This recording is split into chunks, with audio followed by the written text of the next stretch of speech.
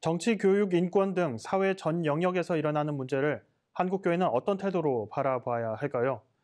한국교회의 적절한 관점과 대응이 무엇인지 해답을 찾아보기 위해 범사회문제대책운동본부 대표회장 김운태 목사를 만나봤습니다. 예, 범사회문제대책운동본부는 이 반기독교적인 세력이 대한민국의 이 정치, 종교, 사회, 문화의 확산됨에 위기의식을 느끼고 특별히 국가 인권정책 기본계획 제3차 기본계획에서 성소수자 조항을 포함해서 동성애 조장, 동성결혼 합법화라는 이 독소 조항을 넣음으로써 하나님이 세운 창조 질서를 파괴하고 신앙의 자유, 표현의 자유를 인권이라는 이름으로 박탈하는 것을 막기 위해서 이렇게 NAP 독소조항 수정을 위한 국민운동본부라는 명칭으로 발족이 됐습니다. 그리고 나서 나중에 범사회문제대책운동본부라고 개명하여 오늘에 이르게 된 것입니다. 반기독교적이다 하면 우리가 어떻게 보면 반성경적, 하나님이 성경에 창조하신 그 창조 질서에 위배되는 것을 우리가 반기독교적이다 이렇게 말할 수가 있을 것입니다. 그래서 성경에서 제시된 한 남자와 한 여자가 사랑 안에서 결혼하고 한 가정을 이루고 그 가정과 가정이 이끌고 사회와 국가를 이루어가는 이런 하나님이 세운 기본적인 질서에 반하는 것을 반기독교적이다 이렇게 우리가 생각할 수 있겠습니다. 처음에는 NAP 독소조항 수정을 위한 국민운동본부 발기인대회 준비 모임을 가졌고 그 목포 상립교에서 개최가 됐습니다.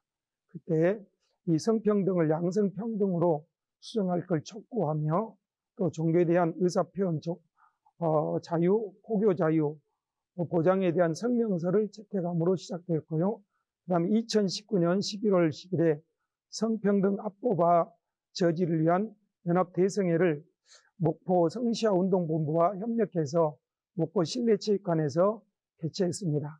그리고 2020년 6월 26일 차별금지법 저지를 위한 1차 세미나를 빛과 소금교에서 개최했고 이 코로나로 인한 강압적인 예배금지 철폐 공문을 청와대 국무총리실, 경기도청, 전남도청, 목포시청에 발송한 적이 있습니다. 제가 생각할 때 먼저 이 한국교회가 교회론을 바로 정립해야 된다. 이게 중요하다고 봅니다. 왜냐하면 아시다시피 교회는 그리스도의 몸입니다. 그리고 그리스도의 현존으로서 이 땅에 존재합니다. 그러므로 그리스도 몸으로서의 교회는 어두운 세상의 빛을 비추고 부패한 세상의 소금처럼 녹아져서 이 부패를 방지하는 사명을 감당해야 된다고 생각합니다. 내가 거룩해졌으면 내가 있는 곳을 거룩하게 하라는 그 요한에슬레의 말처럼 우리는 우리가 존재하는 이곳에 우리가 사는 곳을 우리 거룩하게 해야 될 사명이 교회에 있다고 생각해서 이러한 관점에서 교회가 세상을 바라보고 사회 문제를 바라보고 대책을 세워야 되겠다고 생각이 됩니다. 한국교회가 힘을 모아서 이 반기독교적 세력이 추진하는 차별금지법 제정을 막아야 할 것이 가장 시급하다고 봅니다.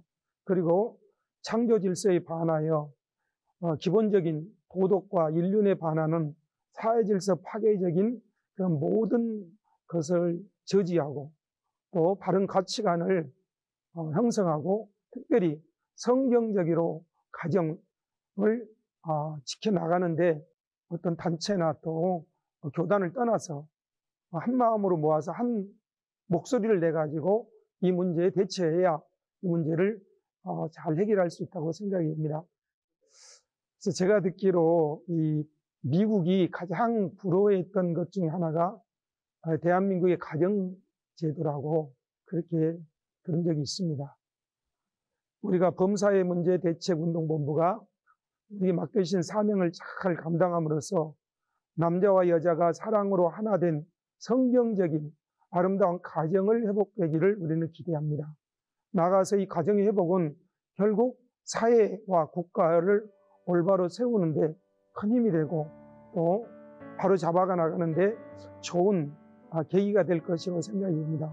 그래서 우리 범사의 문제대책운동본부가 이런 하나님의 창조 질서를 회복하고 올바른 가치관과 문화를 계속해서 만들어가는데 협력해서 그런 것들을 기대하면서 노력하고자 하는 것입니다.